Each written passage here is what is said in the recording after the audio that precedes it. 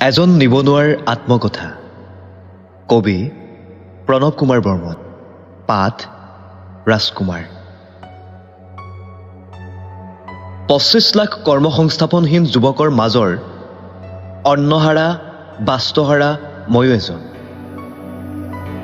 আত্মজাহৰ দুস্বপ্ন বুকুত দিন ৰাতি কঢ়িয়াই ফুৰা ময়ো এজন নিষিদ্ধ সংগঠনৰ অংশীদাৰ হৈ অৰণ্য অভিমুখে গুচি যাব খোজা আৰু প্ৰাচুৰ্যৰ দুনিয়াখন ধূলিসাৎ কৰি নাই মোৰ কোনো পৰিকল্পিত গঠনমূলক সপোন নাই সম্প্ৰতি মই সংস্থাপনৰ বাবে এখন মহানগৰৰ অলি গলি পৰিভ্ৰমণ কৰি ভাগৰ অনুভৱ কৰিছোঁ কিন্তু জিৰাবলৈ এজোপা সেউজীয়া গছৰ দৰে প্ৰেয়সী কাষত নাই তেওঁ ৰৈ ৰৈ ভাগৰ লগাত অন্য অৰণ্যৰ সন্ধানত গুচি গৈছে সম্প্ৰতি বিচ্ছেদ আৰু ছিন্নমূল ভাৱনাই মোক অৱসাদৰ আন্ধাৰত যেন ফাঁচি দিছে যে মোৰ ওপৰত কাৰো আৰু আগৰ দৰে ভৰসা নাই বিশ্বাস নাই মই যেন এই পৃথিৱীৰ জঘন্যতম অপৰাধী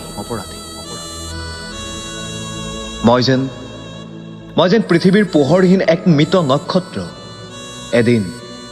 মই পৃথিৱীৰ তমসা নাশি উজলি উঠিম বুলি তেওঁলোকে আশা কৰিছিল মোৰ মা দেউতা ভাই ভনী সকলোৱে চকু মেলি চাই আছিল মোলৈ এতিয়া মোৰ আগমনত তেওঁলোক হৈ উঠে তিক্ত বিৰক্ত মোৰ এই অসহায়তাৰ বাবে দায়ী কৰিম কাক স্কুল কলেজ মাৰ্কছ বিশ্বায়ন নে সামন্ত চৰকাৰক গান গোৱাৰ কথা আছিল সুৰ দিব নোৱাৰিলোঁ সম্প্ৰতি মই দিগন্তত বন্দী মুকলি চৰাই এটা মোক লৈ আকাশ মেঘ আৰু শিমলু ফুল কোনো সুখী হ'ব পৰা নাই ঠিক আছে তেন্তে আঁচনি যুগুতোৱা যাওক ২৫ লাখ নিবনুৱা একেখন পথাৰত থিয় হওঁ আহক হয় পথাৰ চহ কৰোঁ অন্যথা জ্বলাই পেলাওঁ দেশ